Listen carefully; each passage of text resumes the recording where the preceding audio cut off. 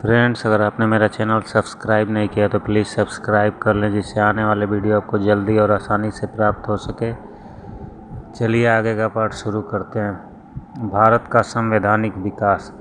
भारत का संविधान एक लंबे संवैधानिक विकास का परिणाम है, जिसकी शुरुआत ब्रिटिश शासनकाल के दौरान पारित अनेक अधिनियमों अथवा एक्ट द्वारा हुई।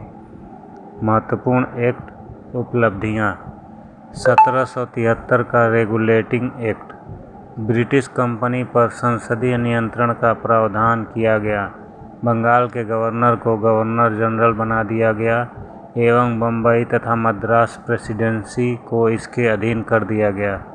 1784 का पिट्स इंडिया एक्ट, द्वैध शासन का प्रावधान, कंपनी के व्यापारिक एवं राजनीतिक क्रियाकलापों को अलग कर द्वैध शासन का प्रावधान किया गया।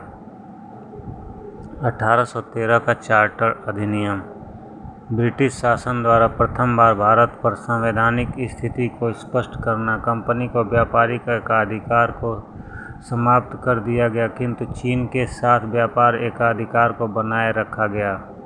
1833 का चार्टर अधिनियम, बंगाल के गवर्नर जनरल को संपूर्ण भारत का गवर्नर जनरल बना दिया गया। कंपनी के व्यापारिक एकाधिकार को पूर्णतः समाप्त कर दिया गया।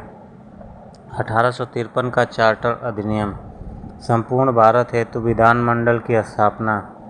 1858 का government of India act, Bharat के गवर्नर जनरल को वायसराय के रूप में परिवर्तित कर दिया गया।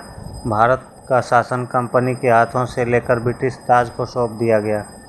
1861 का भारतीय परिषद अधिनियम, गवर्नर जनरल को अध्यादेश जारी करने की शक्ति और स्थानीय विधानमंडलों का प्रावधान। 1892 का भारतीय परिषद अधिनियम, अप्रत्यक्ष चुनाव प्रणाली का प्रारंभ।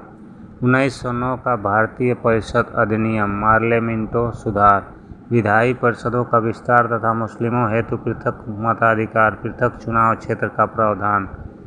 1919 का भारतीय परिषद अधिनियम, मॉन्टेग्यू चेम्सफोर्ड सुधार, केंद्र में द्विस्तरीय विधानमंडल का प्रावधान तथा प्रांतों में द्वैध शासन की स्थापना। 1935 का भारतीय परिषद अधिनियम, भारतीय संविधान के 2/3 प्रावधानों का स्रोत, जिनमें अखिल भारतीय संघ की स्थापना, केंद्र में द्वैध शासन, संघीय न्यायालय, प्रांतीय स्वायत्तता की व्यवस्था आदि प्रमुख प्रावधान शामिल हैं।